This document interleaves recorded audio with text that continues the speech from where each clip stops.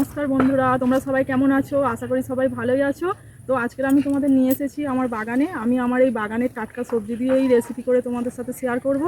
তো দেখো বন্ধুরা, এখানে আছে ঝিঙে গাছ, দেখো আমার কি সুন্দর ডাঁটা গাছ হয়েছে, এখানে আছে ঢেঁড়স গাছ, এই আমার আম গাছ দেখো।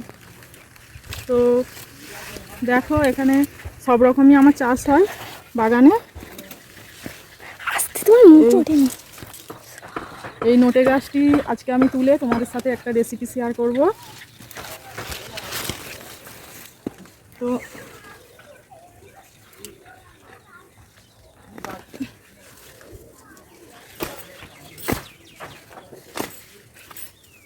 দেখো বন্ধুরা কত বড় হয়েছে নোটে শাকটি, আজকের এটারই রেসিপি বানাবো।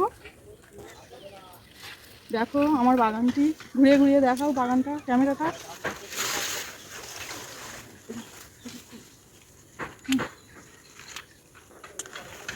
দেখো বন্ধুরা আমার বাগানে শশা হয়েছে, শশা গাছে।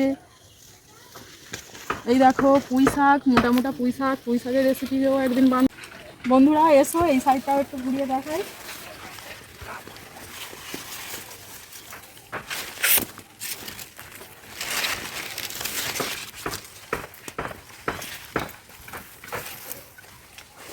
তো ওই সাইডটায় আম গাছের জন্য যেতে পারছি না, ওই দিক দিয়ে ঘুরে যেতে হবে।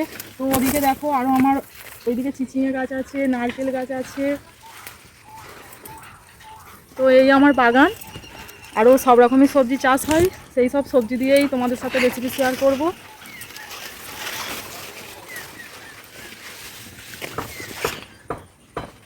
বন্ধুরা এইসব ঢেঁড়স গাছে ঢেঁড়স ধরেছে, এখানে আছে কুমড়ো গাছ, কুমড়ো গাছে নিচের দিকে কুমড়ো একটা ধরেছে।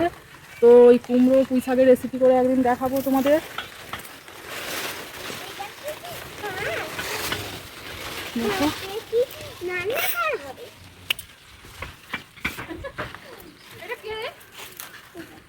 তো দেখো বন্ধুরা এটা হচ্ছে ঝোড়া আলু গাছ।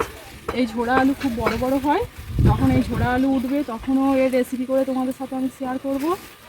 তো এদিকে আছে বটবটি গাছ, বটবটি গাছগুলো এখন ছোট, লাইন দিয়ে বসানো হয়েছে, কিছুদিন পর থেকে বটবটিও হবে।